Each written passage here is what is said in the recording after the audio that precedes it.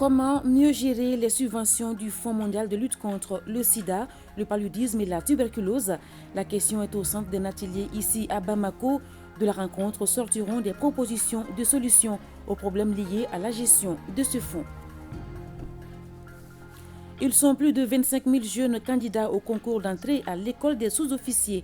Cette année, l'engouement est grand. Le nombre de candidats a presque doublé par rapport à l'an dernier.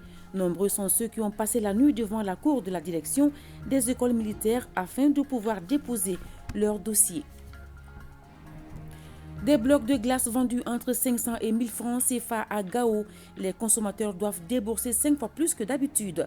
Pourquoi cette hausse vertigineuse des prix en cette période du Ramadan? Rakiatou Touré et Al-Hassan Ahmadou nous donnent les explications dans ce journal.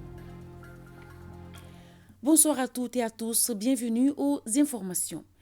À New York, présentation aujourd'hui du rapport du secrétaire général des Nations Unies sur le Mali. La situation politique et sécuritaire, l'accord pour la paix et la réconciliation, les questions des droits de l'homme ou encore l'avenir de la MINUSMA sont entre autres points abordés dans ce document. Dans son intervention, Issa Konfourou, le représentant permanent du Mali auprès des Nations Unies, a apporté des éclairages sur toutes les questions soulevées. Suivez un extrait de son intervention. D'abord au plan politique. Je suis heureux de constater que le secrétaire général a reconnu les progrès immenses enregistrés dans ce domaine. Son Excellence le colonel Assimi Goïta, président de la transition, chef de l'État, a validé le 16 mars 2023, puis présenté aux forces vives de la nation du Mali le 20 mars courant, le projet finalisé de la nouvelle constitution de la République du Mali. Le référendum prévu à cet effet a été différé en vue d'introduire la carte nationale d'identité biométrique sécurisée pour prévenir les risques de fraude, créer les conditions pour la participation effective de tous les citoyens aux consultations électorales et réduire le temps nécessaire à l'opérationnalisation des démembrements de l'Agence indépendante de gestion des élections afin de respecter le délai de la transition. Le gouvernement procède actuellement à la vulgarisation du projet de constitution auprès des populations maliennes. Concernant l'accord pour la paix et la réconciliation au Mali issu du processus d'Alger, nonobstant quelques difficultés liées à la décision unilatérale de la CMA et de la plateforme de suspendre leur participation au mécanisme de suivi de l'accord, je puis vous assurer de l'engagement du gouvernement à poursuivre sa mise en œuvre efficiente et intelligente, notamment avec les mouvements de l'inclusivité, également signataires de l'accord, en attendant que nos autres frères nous rejoignent dans le processus de paix. Monsieur le Président, au plan sécuritaire, les forces armées et de sécurité du Mali poursuivent leur offensive contre les organisations terroristes et des résultats très encourageants ont été obtenus. Plusieurs dizaines de terroristes ont été neutralisés, leurs sanctuaires détruits et de grandes quantités de matériel de guerre saisis ou détruits. Aussi, durant la période sous examen, plusieurs dizaines de terroristes ont été interpellés et mis à la disposition de la justice. Ces actions ont également permis, comme le souligne le rapport du secrétaire général, de renforcer la présence de l'État sur le territoire, de lever les blocus et l'emprise terroriste sur certaines localités dans les régions du Nord et du Centre et de favoriser la fourniture des services sociaux de base aux populations, y compris la réouverture de certaines écoles dans les zones encore affectées par l'insécurité. Sur la question des droits de l'homme, à travers le retour progressif de l'État dans les localités libérées des emprises terroristes, le gouvernement s'emploie à réduire les violations des droits de l'homme qui sont, faut-il le rappeler, perpétrées essentiellement par les groupes armés terroristes. Cependant, le Mali se dressera avec force et avec la même énergie contre toute utilisation de la question des droits de l'homme à des fins politiques ou de déstabilisation.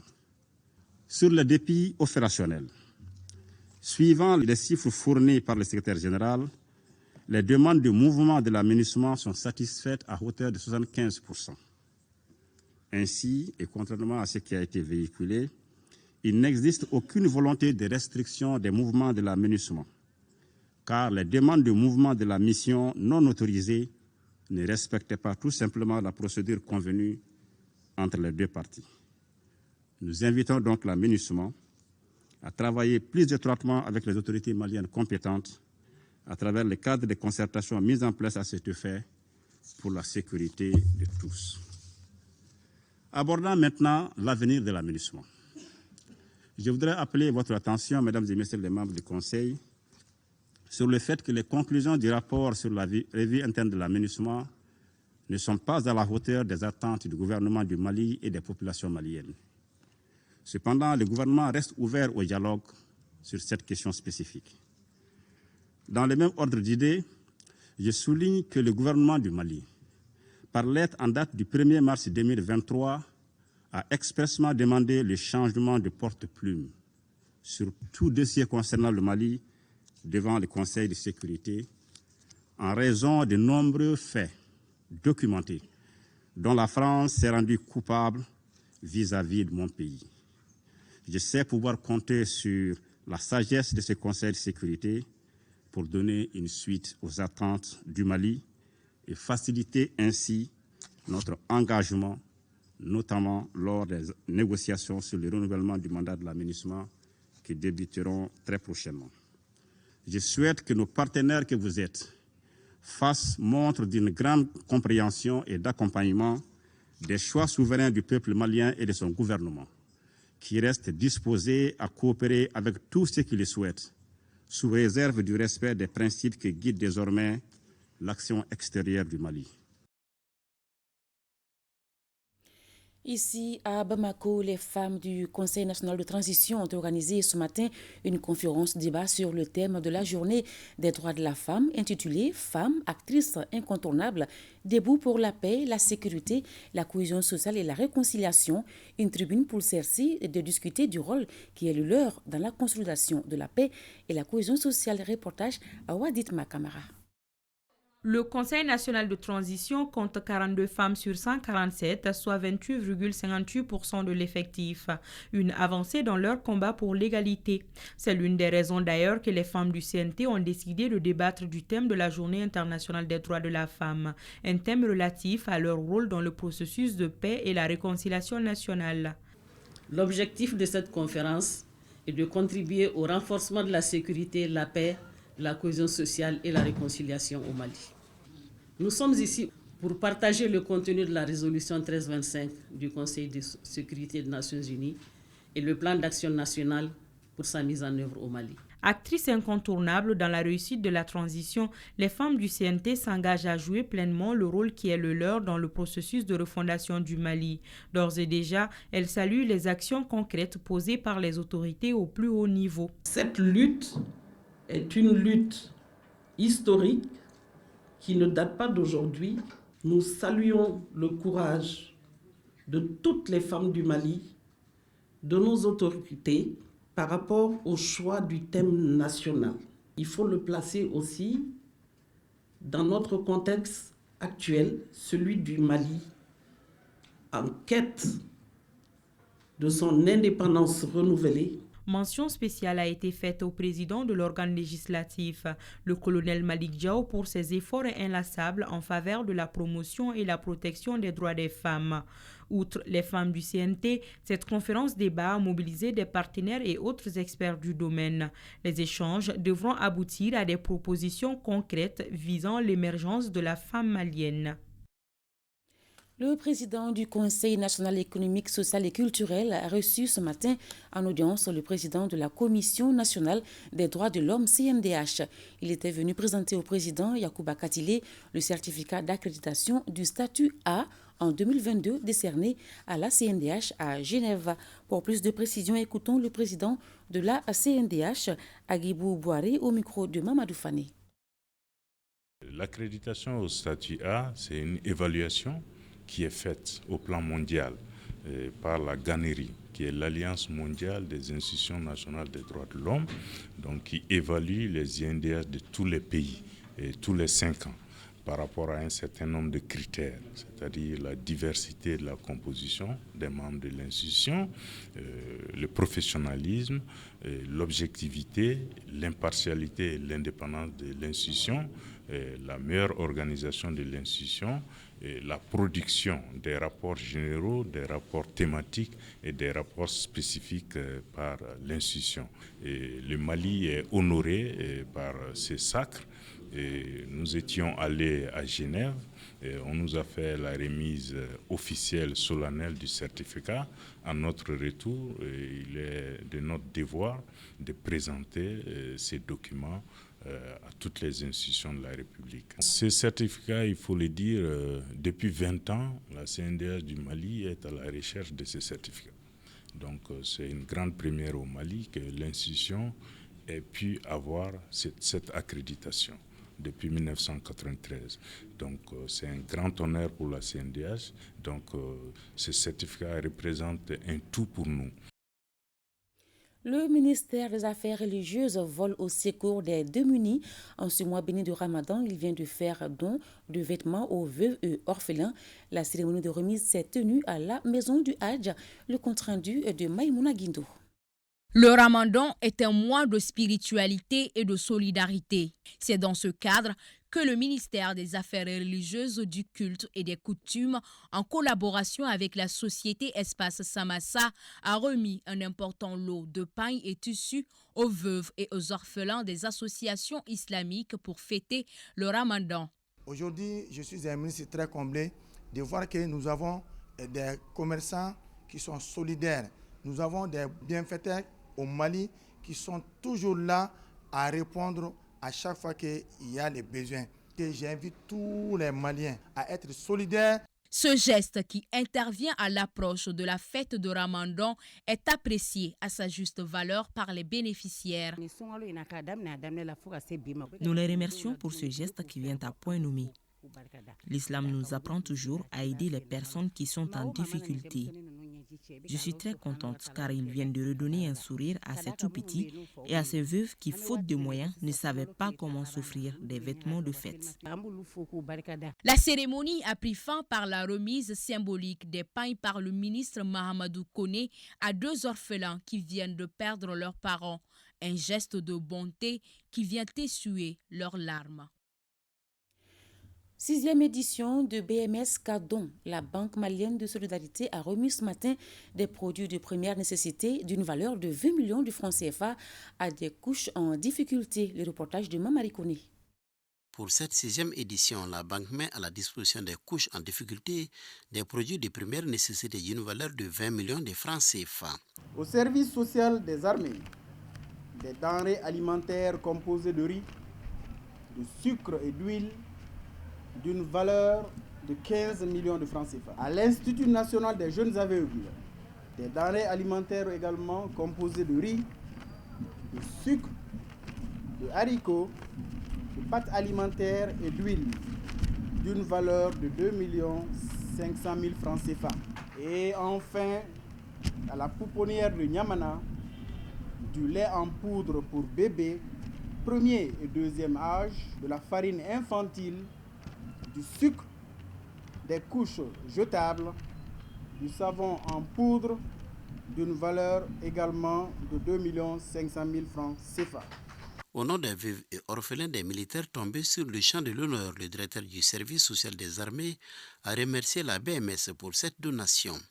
Comme l'a si bien dit M. Raoul Fororo, l'île n'a le droit d'être heureux tout seul. Cet acte montre à suffisante votre générosité, votre sens de partage qui est l'un des fondements de notre société.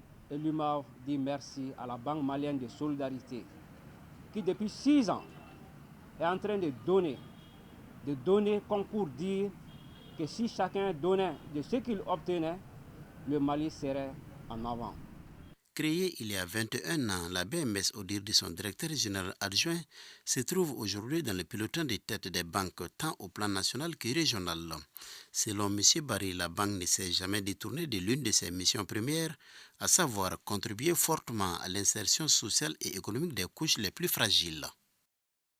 Je le disais dans les titres, à Gao, les morceaux de glace, autrefois vendus à 100 et 200 francs, sont cédés aujourd'hui entre 500 et 1000 francs CFA. Les vendeurs de glace se frottent bien les mains au moment où les consommateurs crient au désespoir en cette période de Ramadan. Quelles sont les raisons de cette hausse vertigineuse des prix des plaques de glace dans la cité des Askia? La réponse dans ce dossier signé Rakatou Touré et Al-Hassan Ahmadou. La glace est l'une des denrées les plus convoitées par les fidèles musulmans en cette période de Ramadan. Elle permet d'étancher la soif après une journée excessivement chaude, pendant laquelle on s'abstient de manger et de boire. En ce mois béni de Ramadan, tout ce qu'on utilise pratiquement pour la rupture, comme les bissap, les ramis, ce qu'on appelle dans notre jargon le bani hari, tout a besoin de la glace. C'est pourquoi entre 16h et 18h, les consommateurs de la cité des Askia, glacières ou sachets à la main, arpentent les rues à la recherche du précieux sésame vendu à prix d'or. Malgré cela, il y a toujours de l'engouement devant les points de vente. Avant, les morceaux de glace étaient vendus à 50 ou 100 francs. Au début du Ramadan, on l'achetait à 200, mais maintenant c'est à 500 ou 1000 francs. Mais on l'achetait malgré tout. Il y a des moments où on n'en trouve même pas. Une situation qui profite à certains vendeurs qui imposent leur dictat. Le client qui n'a d'autre choix est obligé d'acheter un autre produit pour avoir le morceau de glace. Si on n'achète pas du jus ou du lait, on ne nous vend pas de la glace. Pour avoir 3000 francs de glace, j'ai d'abord payé 500 francs de lait. Les vendeurs qui se frottent bien les mains ne manque pas d'arguments pour justifier cette hausse vertigineuse. La cherté de la glace ne dépend pas de nous car nous avons aussi des difficultés. On se réveille à 4h du matin pour mettre de l'eau dans les frigos chez les propriétaires de générateurs. De là-bas à nos lieux de vente, le transport nous coûte 3 000 à 4 000 francs CFA. Si certains commerçants s'en sortent bien, d'autres par contre restent sans gagne-pain durant cette période. Présentement, je ne vends pas de glace à cause de la coupure d'électricité. Avant, c'était avec les revenus de mon commerce que je prépare des plats pendant le Ramadan, sans rien demander à mon mari. Mais cette année, ce n'est pas le cas. Dans la cité des Askia, force est de constater aujourd'hui que la vente de la glace est devenue une activité florissante. 35 millions de francs CFA seront injectés dans les opérations conjointes de contrôle routier pour la prévention des accidents de la circulation routière. Une convention a été paraphée ce mardi par la ministre des Transports et des Infrastructures et son collègue de la Sécurité et de la Protection civile, Aliou Abdoulaye Touré. C'est sous les objectifs des appareils photo et caméras que les directeurs de l'ANASER, de la Gendarmerie nationale et de la police ont apposé leur signature au bas d'un document consacrant la matérialisation d'une convention relative aux opérations conjointes de contrôle routier, et cela pour prévenir les accidents de la circulation routière. Cette première série de paraphes a précédé une autre signature relative à l'approbation des deux ministres. La convention prévoit dans la période d'avril à décembre 2023 58 opérations conjointes ANASER Police nationale dans les villes de Bamako, Kaï, Koulikoro, Kati, Sikasso, Ségou, San, Mopti, Fana, Bougouni, Koutiala, Kita et Kenyeba. 72 opérations conjointes ANASER Gendarmerie nationale en rase campagne sur les principaux axes routiers. Par cette convention, les infractions ciblées sont notamment l'excès de vitesse, le non-port de la ceinture de sécurité, la conduite en état d'ivresse, le surnombre des passagers, ou encore le dispositif lumineux défectueux des véhicules. L'objectif recherché est de réduire l'insécurité routière.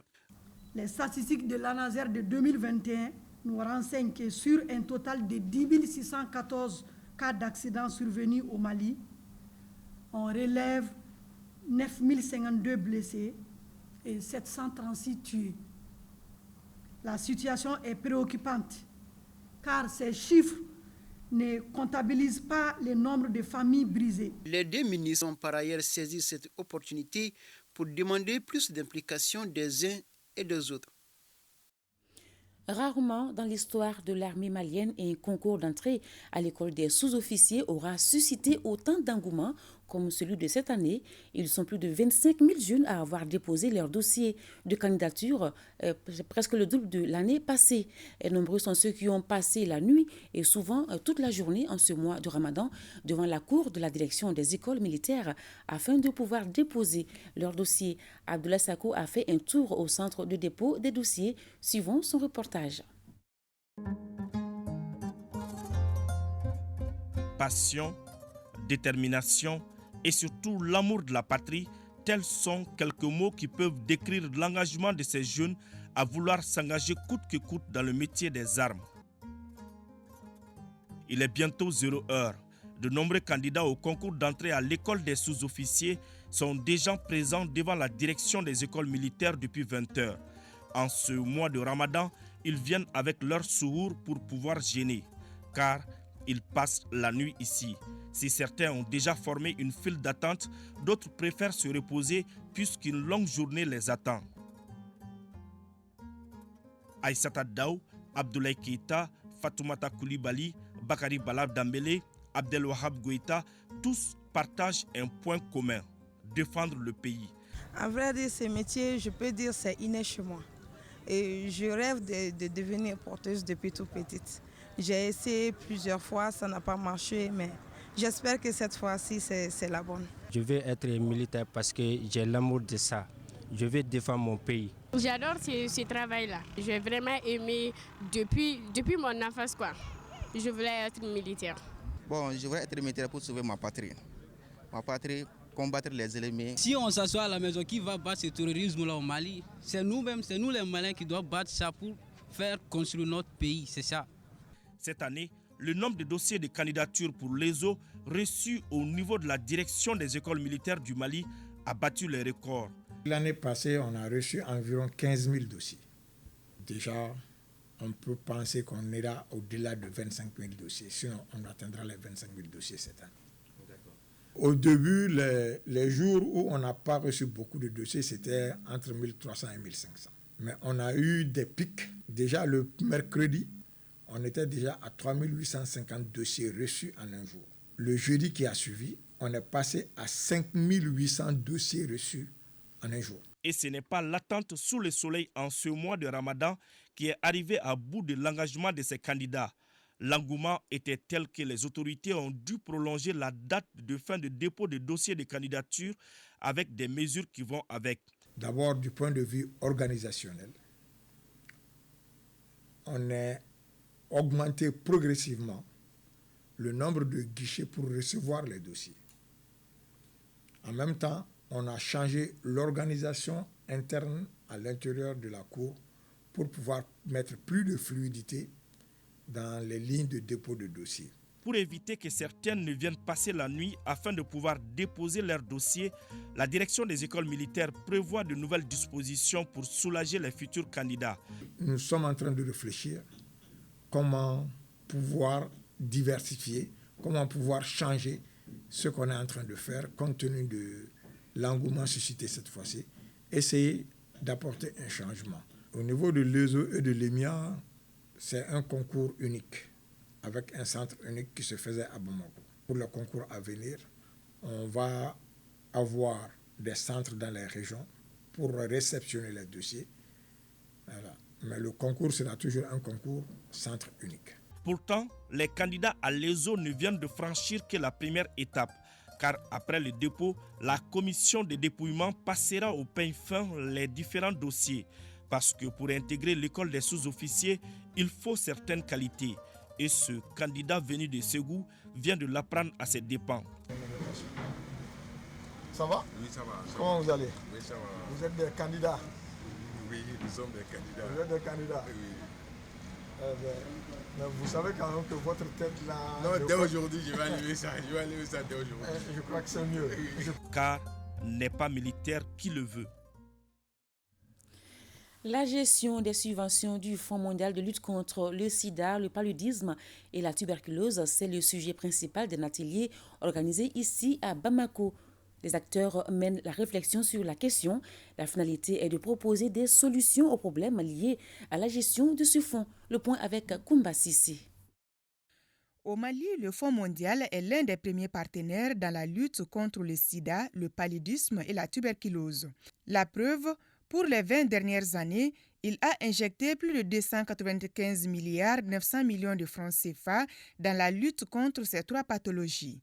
La mise à disposition et la gestion de ce fonds restent un problème pour les acteurs concernés. Nous n'avons pas atteint les résultats qu'on voulait. Cela est lié un peu à la coordination et aussi à la méconnaissance de la gestion de ce fonds-là, du Fonds mondial, les procédures de décaissement, les procédures de justification. Et nous pensons qu'avec cette rencontre, nous allons expliquer encore plus. Pour que l'élimination de ces trois maladies soit une réalité d'ici 2030, les organisateurs soulignent l'implication des communautés dans cette lutte. Notre système est basé sur le système communautaire. Et lorsque, bien entendu, cela est impliqué là-dedans, nous pensons bel et bien que nous répondons en tout cas aux besoins de la population. Nos stratégies traditionnelles, il faut maintenant les revisiter pour que réellement notre système puisse répondre en tout cas aujourd'hui aux besoins de la population qui est là. Avant le démarrage des travaux, 1 minute de silence a été observée en la mémoire de Fé Bakary Goïta, père du président de la transition.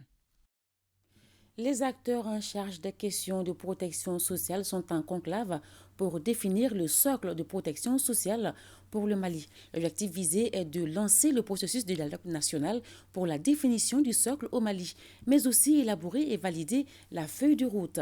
Il s'agira d'assurer la protection des ménages et des personnes vulnérables. Reportage Inaba.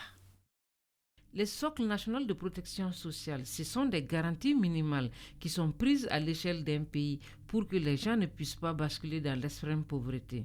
Pour le cas du Mali, 4 garanties essentielles ont été mises en place.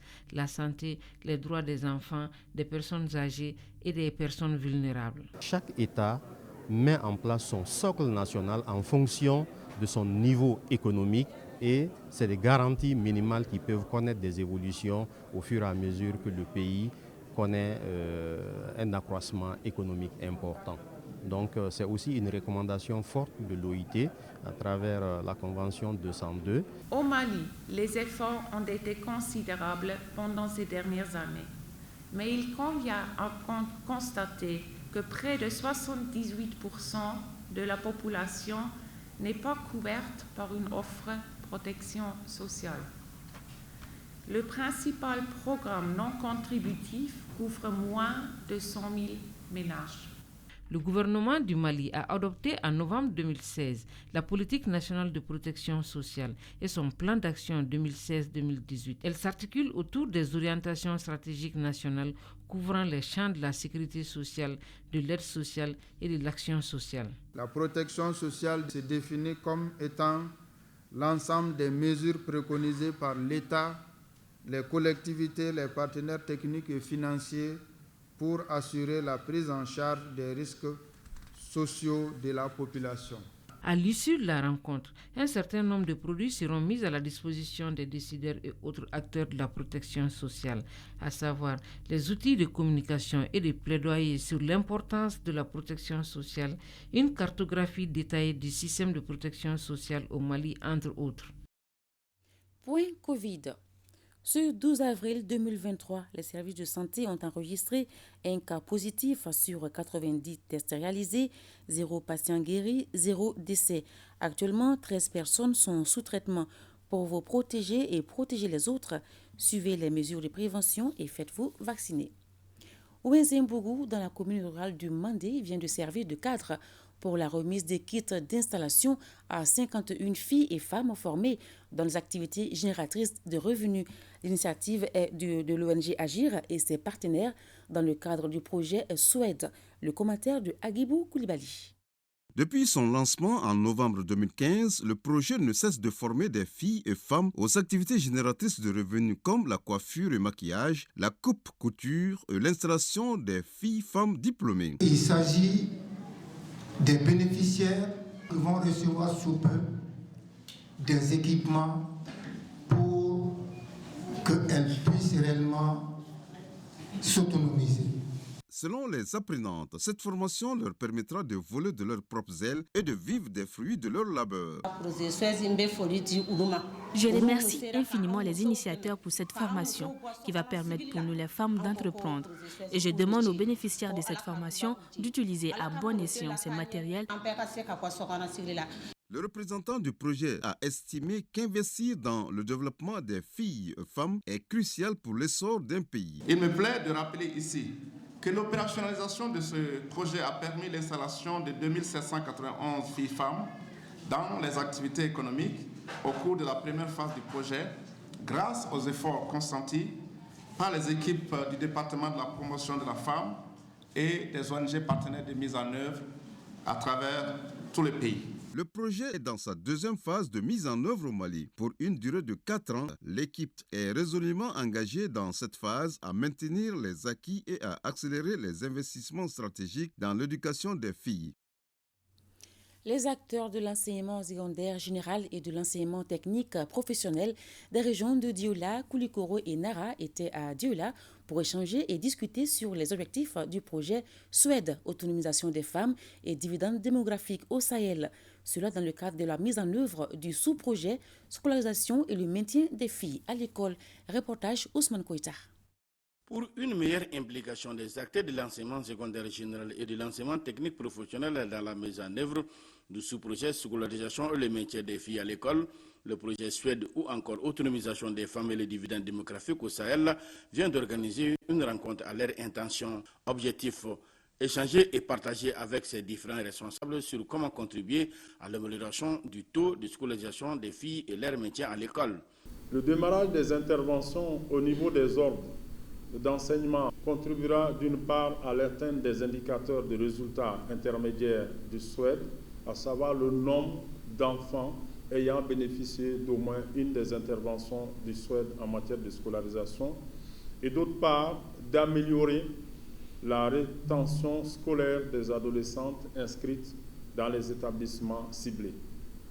Parmi les contraintes et difficultés que rencontrent les filles, nous pouvons citer le manque de moyens de transport, les sorties intempestives de grossesses précoces, les violences basées sur le genre, d'où la nécessité d'encadrer les filles au secondaire. Ces acteurs se feront le devoir de passer au pain fin les questions qui freinent la scolarisation des filles et leur maintien à l'école. Et par la suite, ils proposeront des solutions pour juguler les problèmes identifiés. Et notre rôle, c'est former les enseignants, organiser des cours de remédiation, sélectionner les filles et faire les appuis. J'ai pu rassurer de mon accompagnement dans la mise en œuvre de ces interventions au bénéfice des filles au niveau de l'établissement secondaire général et technique et professionnel. A noter que sur une liste de 243 établissements au total pour le Mali, 200 établissements d'enseignement secondaire général et d'enseignement technique professionnel ont été retenus, dont 80 pour les régions de Dioula, Koulikoro et Nara. Nous restons à l'intérieur du pays pour parler de la célébration de Tindéber à Tombouctou. Les festivités rentrent dans le cadre du renforcement de la cohésion sociale et du vivre ensemble. La fête de Tindéber symbolise le 15e jour du mois de Chaban et l'annonce du mois du Ramadan. C'est avec Al-Mustafa Traoré.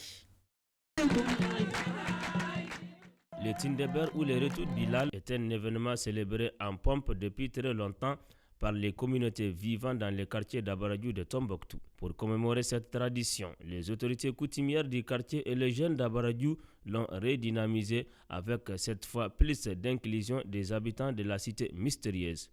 Ce qui justifie les thèmes de cette édition 2023, la cohésion sociale et le vivre ensemble à travers le Tindéber. Le message que je dois lancer, c'est à l'endroit de la population, c'est pour que les gens puissent donner ça une ampleur encore. Des dons de pâtes, de mil, de cola et autres denrées aux personnes ressources du quartier ont précédé la célébration. Un geste annonciateur du Tindéber et de la danse du Belledjé proprement dite.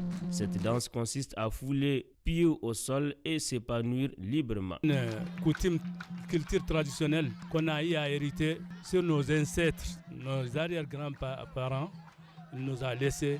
C'est quelque chose de vivre ensemble et la paix et la réconciliation entre les uns et les autres. Cette célébration culturelle s'est achevée par la danse du Belledjé à Hamel Goussou et à la place Beidali Boukou avec une présence massive de la population.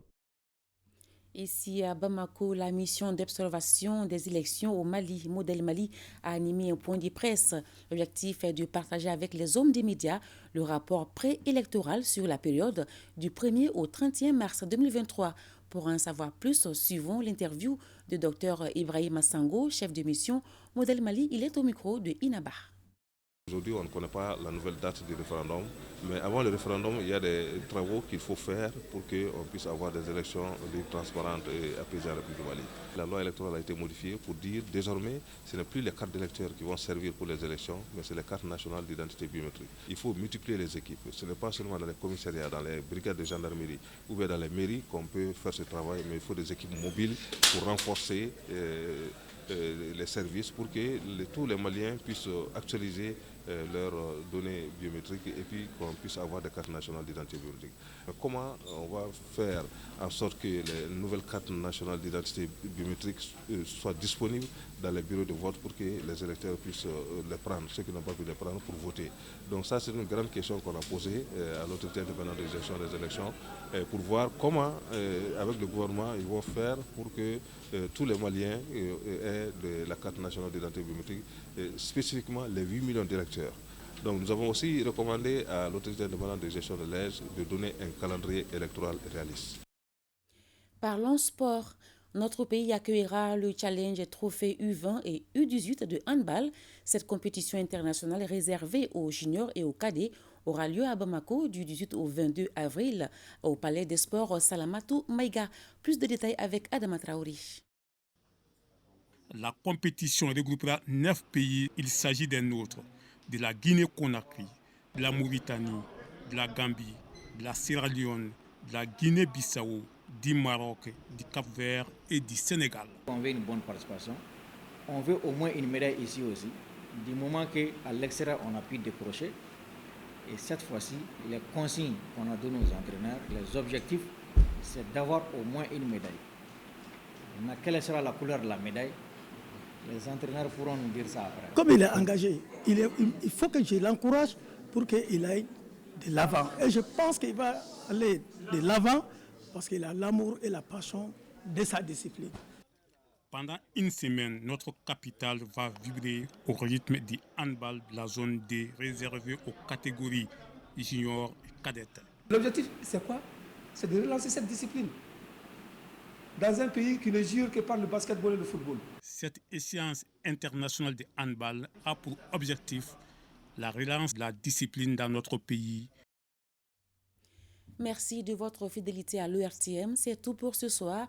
Grand merci à nos téléspectateurs de l'Angola et de la Tunisie. Merci à tous. Bonne soirée.